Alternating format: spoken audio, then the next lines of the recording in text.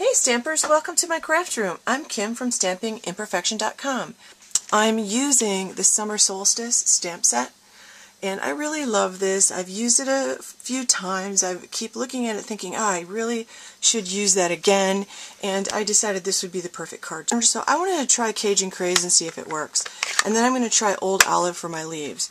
So what I did was, I basically stamped on the back of this, you can see, I stamped a whole bunch, and then I cut 3 out and then picked the one I liked the best, and plus that's a good way to make several cards at once. Now what I did was, I inked up my stamp, and then I just stamped it, and then I stamped it again. That's called stamping off. So you get a slightly different tone of that ink. Then I stamped it again, or I inked it again, then I stamped it off like that. And I did it a couple of times, and I like to go off the page. I think that looks really good, and maybe I'll go off the page over here, although I probably won't use this edge because it's where I cut. Okay, so that's Cajun Craze, and I actually already like this color with the designer series paper that I chose. I really love the print poetry, but I'm actually finding that some of the ink colors don't actually match what I think they're supposed to. So now I'm using the leaf, and I'm going to do the same thing. I'm just going to stamp it, then I'm going to stamp off, and I'm going to do this a few times around my page, a little off to the, and I'll tip the leaf different ways. So maybe I'll put this one like this, and tip it, and just try it in a couple different spots. And then I'm going to take this over and cut with my oval framelits. I'm going to use my Big Shot, and on my Big Shot, I used the 3rd size from the center, the 3rd smallest, and cut this out with my Big Shot. So I'm going to go do that. Okay, now the thing I like about this is you can move that framelit around so you get something. This is what it's going to be on your card, so you can move the framelit around when you stamp a whole bunch like this, and actually get the exact part of the image that you want. So that's the part of the image that I'm going to use, and I got one darker flower and a couple stamped off images and a few leaves in there.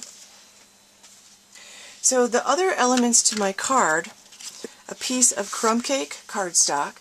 This is cut at 5.5 by 11, scored at 4 1/4, and I used my bone folder to give myself a nice fold. Then I have a Very Vanilla Matte. This is cut at 4 by 5 1/4, and I'm just going to use some snail on the back. Then I just give the snail a good rub so that it sticks really well. Now I have from my print poetry pack, this is the pattern that I picked, and these are cut at 3 3/4 by 1 1/2, and I cut 3 of them. Now you'll also notice that I used a little banner bottom. You can use your paper snips and do that, but I've been playing around with my punches a lot, and I did a video on this, and I really like the shape that I get when I use my heart punch. You just slide this in and try to center it, and then you get a little banner. And I kind of like the little scallop. It's just a little bit different. Most of the time I will go for a more square punch. So I'm going to do that to all 3, and then I'm going to make sure that all 3 are about the same. Now I'm going to attach them to the card with snail. So I'm lining up my Very Vanilla with the grid, and when I don't have this paper grid, I have one of the craft mats underneath, and I'm just going to put that, lining it up, I'm going to put that around about 1/4 inch from the edge. Okay, so I've got those all lined up. The next thing I did was I added a piece of this great linen ribbon from the Spring Mini. This is the natural trim. It's maybe 1 inch from the top of the designer series paper. But this time I decided to fold these to the inside, and I'll probably put a piece of cardstock over the top of it just to cover that up. Now I have my oval, kind of with I like this color better. I feel like this color is matching the card better, so I don't mind that much matte on that card. But if that's too much matte, because sometimes it is, there are ways to fix that. Okay, so I'm going to put this down next. And I'm going to center it on this center one, like that. And then I have another piece of the natural trim ribbon about the same size as the first one, and I'm using an antique brad. When you buy these antique brads, you get quite a variety of brads, and there are a couple different sizes in here. I picked one of the larger ones, and I picked the one with the little flower on it because I feel like that goes really well with my paper. Now to do this, I open my brad, and then I just make 2 loops like this. And I'm going to put this inside my brad, and I want this to be the front, and where I crossed it over, I like that to be the back. That's probably a matter of personal preference. Then I'm just going to close the brad, and it'll scrunch the ribbon up a little bit. I'm going to close the brad, and I'm going to attach this to my card with glue dot. And then I can attach it to my card.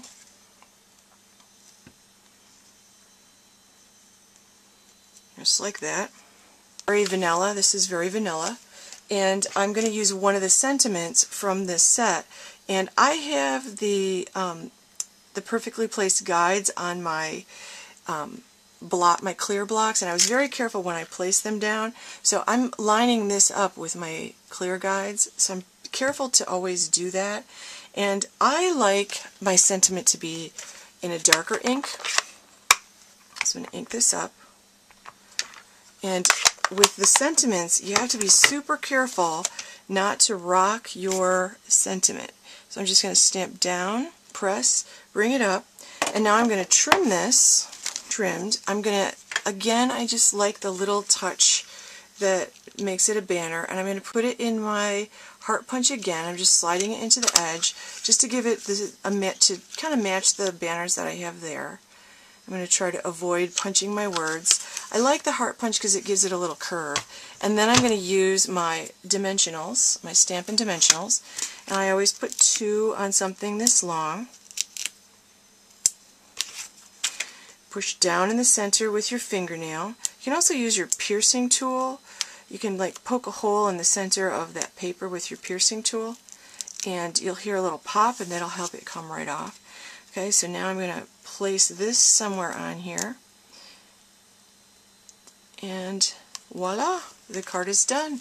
I have a nice card for any occasion, and if you'd like more ideas for card layouts or tips and tricks with tools, visit my website at stampingimperfection.com.